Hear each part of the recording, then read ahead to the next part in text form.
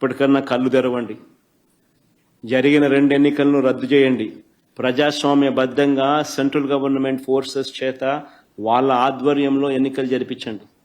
ప్రజలు ఎవరికి ఓటు వేస్తారో ఒక ఛాలెంజ్గా తీసుకోండి. చంద్రబాబు నాయుడు గారికి గట్టిగా హితవు పలుకుతా ఉన్నా. మీరు చేస్తూ ఉన్నది చాలా అంటే చాలా దౌర్భాగ్యమైన పని.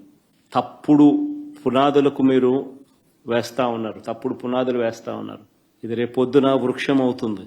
మీరు చేసే ప్రతి పని మీకు చుట్టుకుంటుంది. మీరు గ్రామాలలో ఈరోజు మీరు తీసుకొచ్చే ఈ కక్షలు, కార్పణ్యాలు, ఈ మాదిరిగా చేయడాలు, దుర్మార్గాలు ఇవన్నీ కూడా రేపొద్దున మీకు చుట్టుకుంటాయి. ముఖ్యమంత్రిగా ఉన్నావు, నీ జీవితానికి బహుశా ఇది ఆఖరి ఎలక్షన్ కావచ్చు. రామకృష్ణ అని అనుకునే ఈ వయసులో